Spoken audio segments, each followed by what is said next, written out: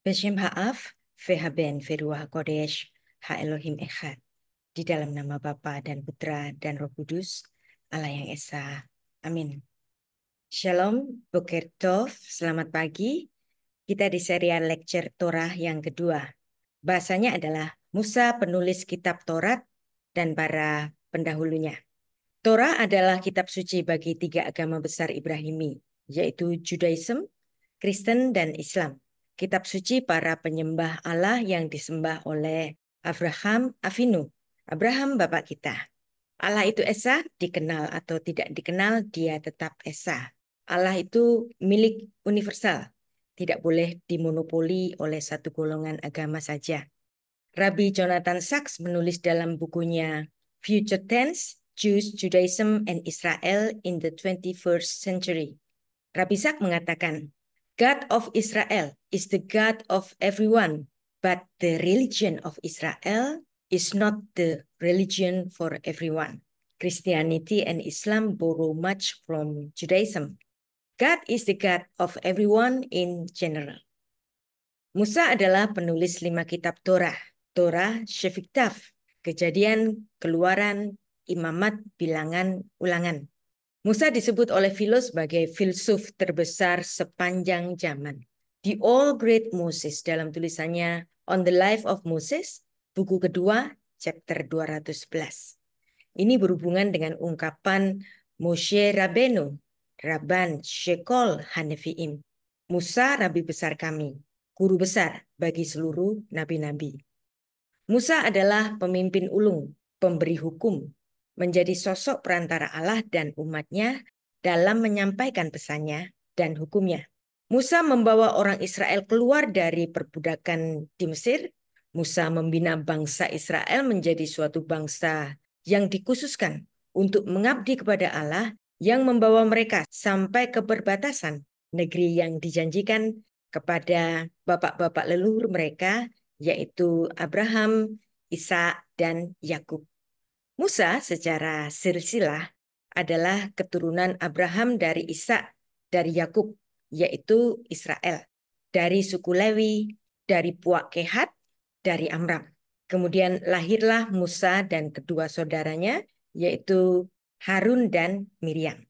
Musa sering disebut melekat secara kebangsaannya, bahwa dia berkebangsaan Israel atau berkebangsaan Ibrani. Kebangsaannya sebagai seorang Ibrani karena dari bapak leluhur Abraham atau Ibrahim yang berkebangsaan Ibrani. Bapak moyang bagi bangsa Israel. Kita baca Kejadian 14 ayat 13. Vayavo apalit vayaget le Avram ha-Ivri vehu shoken be'elonei mamre ha-Emori ahi eskol va-ahi aner vehem ba'alei Frid Avram. Kemudian datanglah seorang pelarian dan menceritakan hal ini kepada Abram, orang Ibrani itu, yang tinggal di dekat pohon-pohon Tarbatin, kepunyaan Mamre, orang Amori itu, saudara Eskol dan Aner, yakni teman-teman sekutu Abram. Kata orang Ibrani, bahasa Ibraninya Ha-Ivri, berasal dari kata Ivri, Ayin Bet Resh Yod, yang berasal dari nama Ever, leluhur Abraham dari garis Sem. Agama monoteistik Yahudi dan Kristen menganggap Musa adalah nabi pertama. Sebab dia yang menulis kitab-kitab pertama di dalam kitab suci kita, yaitu kitab Torah, yang berisi 5 kitab, Kejadian, Keluaran, Imamat, Bilangan, Ulangan. Jikalau Musa adalah nabi yang pertama, lantas di mana posisi Adam, Nuh, Sem, Abraham? Bukankah mereka juga memiliki karakter dan kapasitas sebagai nabi? Dalam pemahaman Yahudi, Adam, Nuh, Set, Abraham, mereka adalah para patriark. Mereka adalah para bapak-bapak leluhur. Dan secara khusus, Abraham disebut Abraham Avinu. Abraham bapak leluhur kita. Itu ditulis dalam Yesaya 63 ayat 16, Matius 3 ayat 9, Lukas 3 ayat 8, Yohanes 3 ayat 39, dan kitab Pirkei Avot 5 ayat 6-9. Juga ada di Bereshit Rabbah 39 ayat 1, Mishnah Kedushin 4 ayat 14, dan masih banyak lagi. Gelar Abraham Avinu menjadi gelar yang lebih tinggi daripada seorang nabi. Demikianlah tatanan silsilah orang Ibrani yang menganggap para leluhur derajatnya lebih tinggi, bahkan lebih tinggi dari seorang nabi. Selain Musa yang diberikan ilham dari Allah untuk menuliskan hukum-hukumnya dalam sebuah kitab, dan dari pengajaran Musa kemudian muncul ide-ide keagamaan, tata cara upacara keagamaan, dan Musa juga meletakkan tatanan sosial yang tinggi pada masyarakat yang dipimpinnya. Musa berurusan dengan kekuatan besar melawan Fir'aun. Musa memimpin suatu bangsa yang dikhususkan oleh Allah yang disebut sebagai the chosen people. Bahasa Ibraninya Am Segulah. Mereka dipilih dari antara bangsa-bangsa kafir. Maka Musa meletakkan dasar-dasar hukum, pemerintahan, keagamaan, etika, sosial, dan lain-lain. Dalam tradisi Yahudi Rabbinik, seorang guru atau seorang rabi, dia adalah sekaligus ahli Taurat. Mereka disebut dengan gelar rabi. Lantas bagaimana mereka memberikan gelar bagi sang penulis Torah itu? Maka mereka memberikan gelar kepada Musa sang penulis Taurat dengan gelar yang lebih tinggi, yaitu Moshe Rabenu. Musa, rabi besar kami. Secara gematria, angka 40 lekat dengan kehidupan Musa. Musa meninggal dalam usia 120 tahun, ini berarti 3 kali 40 tahun. Dalam gematria Ibrani, angka 40 adalah angka generasi, simbol satu generasi. Jika Musa berumur total 120 tahun dalam kehidupannya di bumi, maka Musa adalah manusia dalam hitungan umur yang sempurna karena ia melewati 3 generasi. Angka 3 dalam gematria Ibrani, angka yang sangat khusus. Angka yang disebut Shalosh Pa'amim dan merupakan angka kekudusan Allah. 120 tahun menjadi harapan umur ideal seperti Musa. Kita baca Ulangan 34 ayat 7. Umoshe ben me'ah ve'eshrim shanah, bemoto lo hachata eino velo nash lechoh. Musa berumur 120 tahun. Ketika dia mati, matanya belum kabur dan kekuatannya belum hilang. Menurut tradisi rabbinik, Musa lahir pada tanggal 7 bulan Adar dan meninggal pada tanggal yang sama. Beshiv'ah ba'adar met Moshe, ubeshiv'ah ba'adar nolat. Ditulis dalam Megilah 13b ayat 15. Angka 40 lekat pada kehidupan Musa. Tidak ada orang lain yang memiliki fase hidup yang begitu lengkap, kepenuhan seperti Musa. Ia melewatkan masa 40 hari 40 malam selama 3 kali berturut-turut di atas Gunung Sinai. Ulangan 9 ayat 18-25. Dan bukan kebetulan ada korelasi 40 hari dan 40 tahun itu merujuk kepada umur atau kehidupan Musa. Karena 40 tahun mewakili satu generasi. Maka sering pula kita mendengar ungkapan life begins at 40. Hidup dimulai saat usia 40 tahun. Demikianlah ungkapan yang sering kita dengar dalam bahasa Inggris. Dan usia 40 tahun sering dianggap sebagai usia yang dewasa dan matang, yaitu masa sejatinya seorang manusia berperan aktif dan layak dijadikan pemimpin. Kemudian kepemimpinan Musa di padang gurun selama 40 tahun beralih kepada Yoshua bin Nun, menjadi satu generasi baru yang masuk kepada tanah perjanjian. Yosua 14 ayat 7. Durasi 40 tahun di dalam Alkitab juga menunjukkan pada durasi satu generasi. Saat umat Israel masuk ke Kanaan, sebelumnya mereka menghabiskan waktu selama 40 tahun di padang gurun. Dengan catatan agar generasi barulah yang akan memasuki tanah perjanjian itu. Bilangan 32 ayat 13. Kehidupan Musa dibagi atas 3 periode, yang masing-masing terdiri dari 40 tahun dalam masa kehidupannya, yang berumur total 120 tahun. Fase 40 tahun yang pertama, masa Musa lahir sebagai bayi, bertumbuh sampai dewasa selama 40 tahun, ia menjadi Prince of Egypt. Sebab ia diambil sebagai anak oleh putri Fir'aun dan menempati urutan kedua dalam pewaris tahta Mesir. Mishneh Lamelek. Keluaran 2 ayat 11-25, Kisah Para Rasul 7 ayat 22-29. Kemudian Musa masuk pada fase 40 tahun yang kedua. Setelah insiden pembunuhan warga Mesir, selama 40 tahun yang kedua, Musa melarikan diri dari Mesir. Musa ada di masa tinggal di luar tanah Mesir.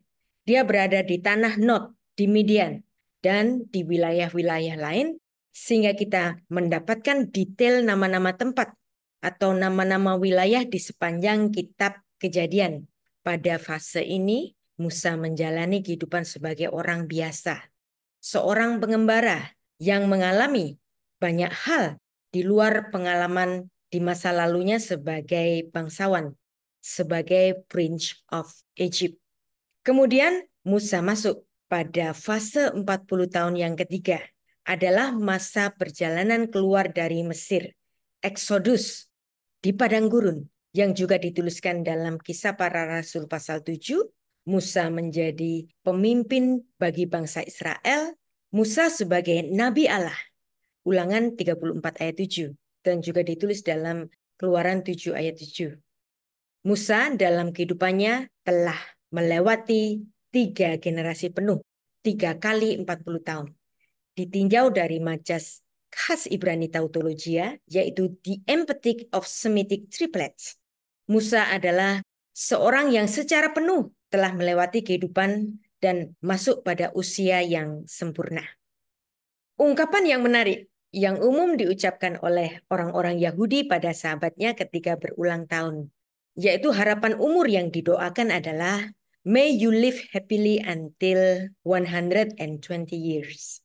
Simchat Chayim V'Chayim Me'usarim Ad Me'ah Ve'eshrim Shana.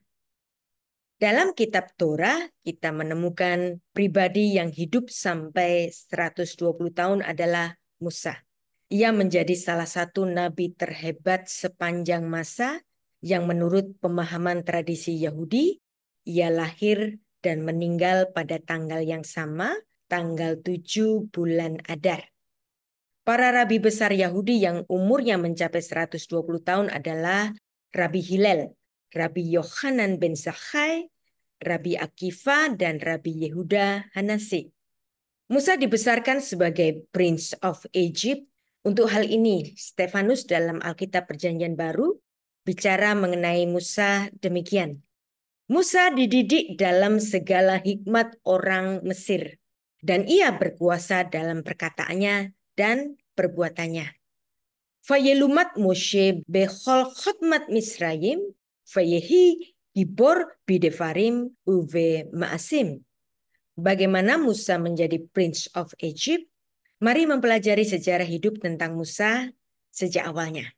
Musa lahir sebagai bangsa Israel dari suku Lewi, dari keturunan Kehat dari keluarga Amram, Keluaran 6 ayat 16.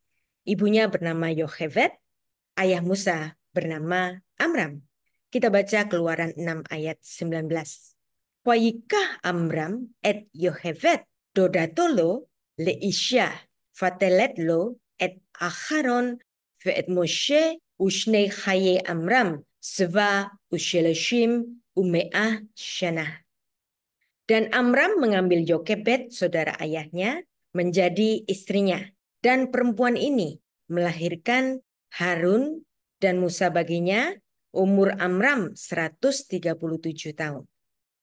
Secara keseluruhan, Yokebed melahirkan 3 anak bagi Amram. Bilangan 26 ayat 59. Veshem eshet Amram, Yochebed, bat Levi, asher yada ota le Levi bimitzrayim, fatelet le Amram et Acharon, ve'et Moshe, ve'et Miriam, achotam. Dan nama istri Amram, ialah Yochebed, anak perempuan Lewi yang dilahirkan bagi Lewi di Mesir. Dan bagi Amram, perempuan itu melahirkan Harun dan Musa dan Miriam, saudara mereka yang perempuan. Nama Miriam, saudara Musa, yang lahir pada sekitar abad 16 sebelum Masehi, sama dengan nama bagi ibu Yesus yang hidup pada awal Masehi. Jadi ada rentang waktu sekitar 16 atau 15 abad. Pada saat Musa lahir, ada maklumat dari Fir'aun yang memerintahkan untuk membunuh bayi laki-laki Ibrani. Sang ibu, Yochebed, memasukkan bayinya ke dalam suatu peti pandan yang dipakalnya dengan gala-gala dan ter, menjadi sebuah bahtera kecil yang dilarungkan di tengah-tengah teberau di tepian sungai dan disuruhnya dijagai oleh putrinya yaitu Miriam. Tidak lama kemudian datang putri Fir'aun dan dayang-dayangnya yang hendak mandi di sungai. Putri Fir'aun melihat bayi Musa dan bayi itu cantik sekali dan dia menjadi jatuh hati dan berbelas kasihan dan kemudian mengambilnya. Dengan hati-hati, Miriam saudara Musa ini muncul dan mengusulkan kepada putri Fir'aun untuk mencari inang penyusu bagi bayi itu, yang sebenarnya adalah ibu dari bayi Musa sendiri. Dan dengan demikian, selamatlah jiwa bayi Musa. Sesudah bayi Musa disapih dari susu ibunya, kemudian Musa diserahkan kepada putri Fir'aun, yaitu ibu angkatnya. Keluaran 2 ayat 1-10. Putri Fir'aun memberi nama bayi itu setelah Musa disapih dari inang penyusunya, yang adalah ibunya sendiri, Yochebed. Kita baca Keluaran 2 ayat 9-10. Bawalah bayi ini dan susukanlah dia bagiku, maka aku akan memberi upah kepadamu. Kemudian perempuan itu mengambil bayi itu dan menyusuinya. Ketika anak itu telah besar, dibawanyalah kepada putri Fir'aun dan mengangkatnya menjadi anaknya dan menamainya Musa, sebab katanya, karena aku telah menariknya dari air. Fayigdal hayelet fatefiehu levat paroh fayehilah leven fatikrashmo Moshe fatomer ki min hamayim meshitehu. Mengenai pertumbuhan Musa menjelang dewasa di istana Mesir, tidak disajikan dengan keterangan terperinci. Tapi seorang anak seperti Musa yang diasuh oleh putri Fir'aun di lingkungan istana pada zaman kerajaan Mesir, pastilah Musa mendapatkan pendidikan dalam segala hikmat orang Mesir. Demikianlah Stefanus menjabarkan kisah Musa sebagai Prince of Egypt, Kisah Para Rasul 7 ayat 22. Musa dibesarkan bersama-sama dengan putra mahkota kerajaan Mesir, yaitu Ramses, yang kelak akan menjadi penguasa Mesir, Fir'aun. Karena Musa diangkat putra oleh putri Fir'aun, maka kemungkinan Musa mendapatkan pendidikan yang sama sebagai calon raja. Adalah lazim dalam suatu kerajaan mempersiapkan calon raja utama dan kemudian ada calon raja kedua. Musa kemungkinan ditempatkan sebagai calon raja kedua, Mishneh Lamelek. Bila tiba waktunya bagi anak-anak raja yang menjadi calon raja di masa depan yang ada di dalam jajaran pemerintahan, maka para calon raja ini juga bertugas sebagai pemimpin militer, sebagai seorang jenderal, sebagai seorang pengajar, dan biasanya menjadi petinggi istana atau perwira militer yang dekat dengan raja.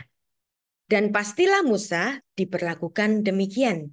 Kurikulum pendidikan Mesir meliputi membaca dan menulis tulisan hieroglif dan tulisan-tulisan kudus bagi mereka. Mereka sudah terbiasa menyalin naskah-naskah, khususnya sastra kuno. Kaidah menulis surat dan tata administrasi sudah dikenal sejak kerajaan di Mesir. Anak-anak Fir'aun mendapat bermacam-macam pendidikan. Mereka juga mengawasi proyek-proyek raksasa, melaksanakan jabatan imam besar di kuil-kuil utama provinsi, atau bahkan mengurus tanah milik istana dan milik kuil. Jikalau demikian, Musa tentulah dididik dalam hikmatnya orang Mesir. Lalu ada pertanyaan, apakah mungkin Musa yang dibesarkan di lingkungan istana akan juga memahami bahasa Ibrani, bahasa sebenarnya dari leluhur Musa? Adalah sangat mungkin Musa juga memahami bahasa Ibrani di lingkungan istana.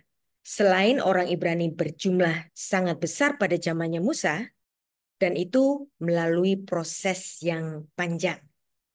Kita akan juga mempelajari bagaimana orang-orang Ibrani ada di istana Mesir, dan itu tentulah bermula dari seorang cendekiawan yang bernama Yusuf yang menjadi penguasa di Mesir 400-an tahun sebelum Musa.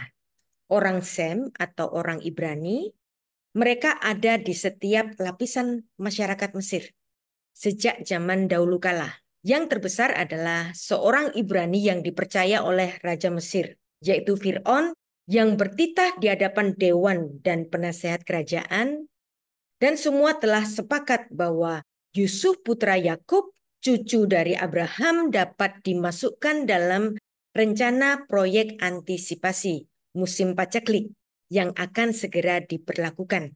Fir'aun mengatakan kekuasaannya dan kekuasaan Yusuf sebenarnya sama. Hanya yang membedakan adalah tahta yang membuat Fir'aun lebih besar dari Yusuf putra Yakub, dan yang memisahkan antara otoritas Yusuf dan Fir'aun. Kita baca Kejadian 41 ayat 39. Vayomer Paroh el Yosef acharei hodia Elohim otecha et kol zot ein nachon vechocham chamocha. Kata Fir'aun kepada Yusuf, oleh karena Allah telah memberitahukan semuanya ini kepadaku, tidaklah ada orang yang sedemikian berakal budi dan bijaksana seperti engkau. Ayat 40, Atatiye al-beiti ve'al-ficha yishak kol ami rak hakise egdal mimecha. Engkaulah menjadi kuasa atas istanaku, dan kepada perintahmu seluruh rakyatku akan taat. Hanya tahta inilah kelebihanku daripadamu. Perhatikan ayat 40. Atatiye al-beiti. Kamu akan menjadi di atas istanaku. Ve'al-ficha yishak kol ami.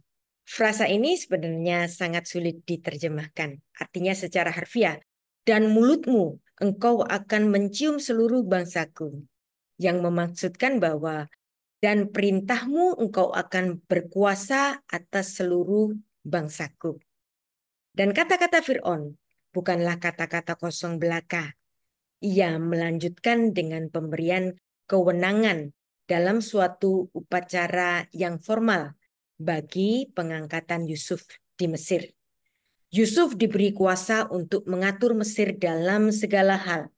Ungkapan ini seperti gema terhadap apa yang terjadi kepada Yusuf di rumah Potifar. Yusuf diberi tanggung jawab dan kuasa hampir semua urusan Potifar. Kejadian 49 ayat 4. Sekarang Yusuf diberi tanggung jawab dan kuasa hampir semua urusan Fir'aun di Mesir. Kita baca Kejadian 41 ayat 41. Vayomer Paroh el Yosef, re'eh natati otecha al kol eretz Mitzrayim. Selanjutnya Fir'aun berkata kepada Yusuf, dengan ini aku melantik engkau menjadi kuasa atas seluruh Mesir. Ayat 42. Fayasar Paroh et tabato ve'al yado fayiten otah al yad Yosef fayalbesh oto bigdeshesh fayashem refit hasahaf al savarut. Sesudah itu Fir'aun menanggalkan cincin meterainya dari jarinya dan mengenakannya dari jari Yusuf. Dipakaikannya lah kepada Yusuf pakaian dari kain halus dan digantungkannya kalung emas pada lehernya. Di sini Fir'aun tidak hanya berbicara tetapi juga bertindak. ia secara resmi menganugerahkan jabatan tinggi kepada Yusuf. Dan untuk menegaskan ini, yaitu dengan memberikan kepada Yusuf orang Ibrani itu dengan lencana-lencana kehormatan. Yusuf menerima cincin dan materai dan kalung emas dan pakaian lenan halus. Hal ini merupakan suatu pemenuhan dari hal yang pernah dibuat oleh ayahnya dahulu. Dan itu merupakan suatu nubuat, yaitu hadiah bagi putra yang dikasihnya, berupa jubah yang maha indah, royal garment, ketonet pasim bahasa Ibraninya. Ayat 43. Fayarhef oto bemirhevet hamishne, asher lo fayekreu levanav afrek fenaton oto alkol eretz Mitzrayim. Lalu Fir'aun menyuruh menaikkan Yusuf dalam keretanya yang kedua, Bemir Hevet Hamisneh, dan berserulah orang itu di hadapan Yusuf, hormat! Demikianlah Yusuf dilantik oleh Fir'aun menjadi kuasa atas seluruh tanah Mesir.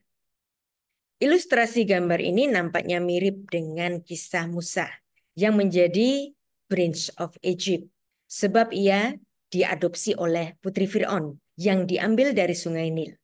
Musa adalah seorang Ibrani berjalan bersama-sama dengan calon raja Mesir, yaitu Ramses II, putra mahkota Mesir. Di sini kita melihat sejarah sebelumnya, yaitu sosok Yusuf yang sebelumnya menderita kemudian menjadi seorang penguasa di negeri asing dan memiliki posisi yang terpandang. Bahkan atas kebijaksanaannya itu, Yusuf menjadi seolah-olah raja kedua, Mishneh Lamelek. Sebab Yusuf mengendarai kereta kedua, Mirhevet Hamishneh. Ini berarti Yusuf memiliki jabatan yang kedua dalam hierarki komando di kerajaan di Mesir. Ia sebenarnya merupakan raja kedua. Narasi di dalam ayat 43 ini mencerminkan otoritas kuat dari Yusuf atas negeri Mesir. Dia jelas diberi kuasa dan tanggung jawab. Kemudian selanjutnya dalam ayat ke-44 kembali Fir'aun menegaskan otoritas Yusuf orang Ibrani itu atas negeri Mesir. Ayat 44. Fayomer Par'o el Yosef, ani Far'o ufiladecha, lo yarim ish et yado, ve'et raklu, bechol eretz Mitzrayim.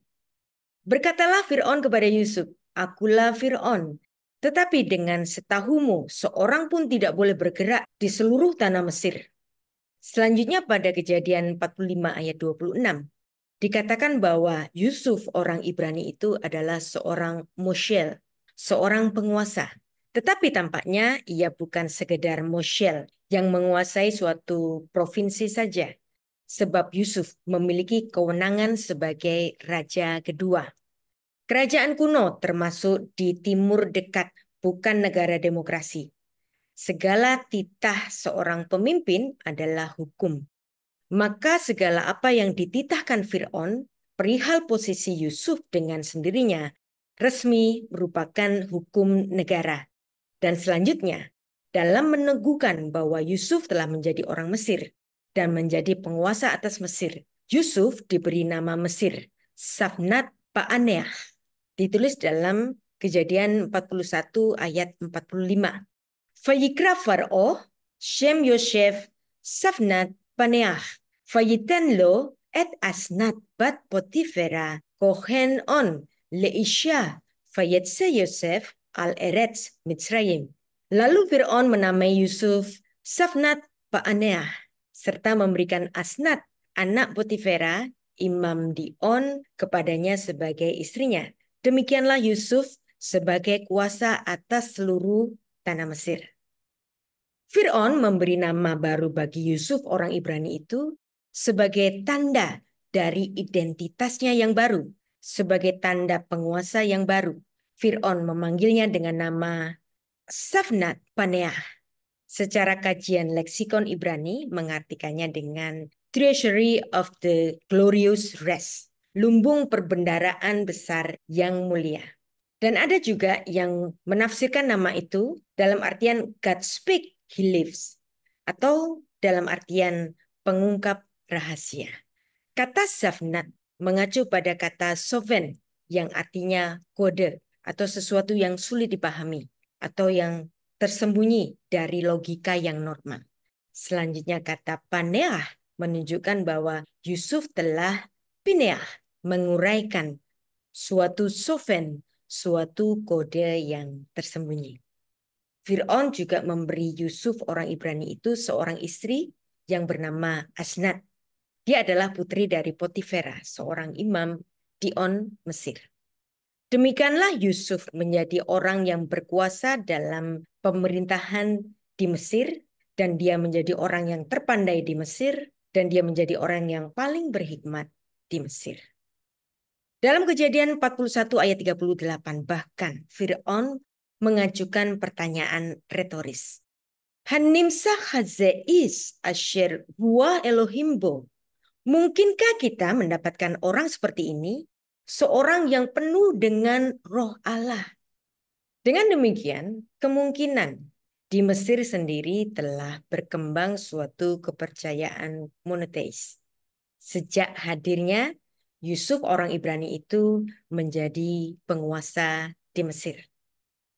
Dari ayat-ayat Torah yang sudah kita baca tadi, kita dapat memahami bahasa Ibrani dan filsafat Ibrani telah berkembang di lingkungan istana Mesir sejak zaman Yusuf putra Yakub yang menurunkan bangsa Israel.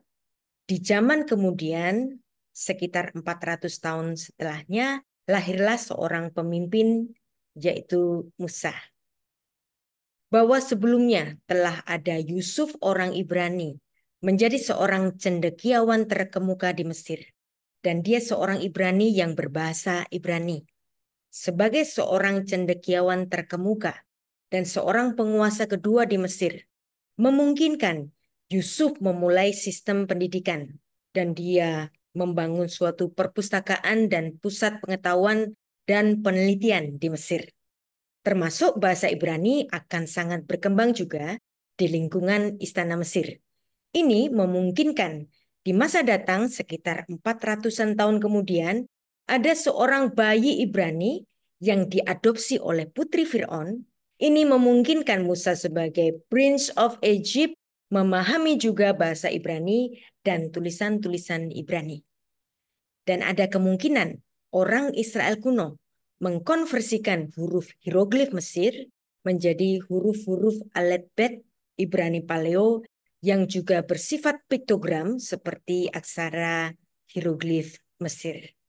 Hal itu terjadi karena pengaruh dari Yusuf orang Ibrani sebagai seorang cendekiawan, seorang ekonom di istana Fir'aun Mesir. Demikianlah kita mempelajari hubungan antara sosok Yusuf orang Ibrani dan Musa orang Ibrani yang kedua sosok ini pernah tinggal di istana Mesir.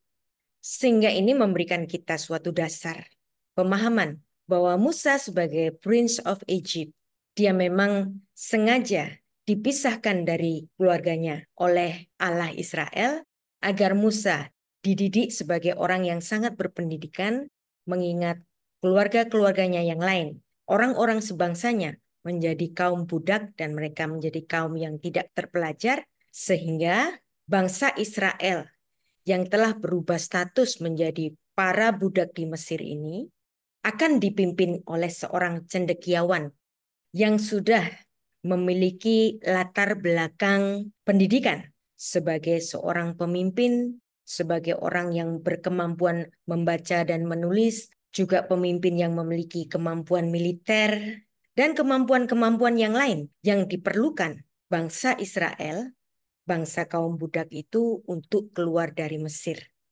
Dan sebelum memasuki tanah perjanjian, bangsa Israel menjadi bangsa pengembara, dan disitulah Musa menjadi pemimpin bangsa Israel sekaligus sebagai guru bangsa bagi Israel yang menetapkan tatanan-tatanan ibadah orang Israel dan juga memberikan banyak pengetahuan dasar. Sehingga dari sinilah pendidikan Israel bermula dari pengajaran Musa, yang nanti di suatu saat kita akan mempelajari bersama tentang mandat Shema, yaitu sistem pendidikan yang didirikan oleh Musa sejak di padang gurun. Demikianlah serial lecture mengenai Torah yang kedua, mengenai Musa, sang penulis kitab Torah, dan para pendahulunya. Beshem Ha'af, Fea Ben Firuah HaKodesh, Ha Elohim Echad. Di dalam nama Bapa dan Putra dan Roh Kudus, Allah yang Esa. Amin.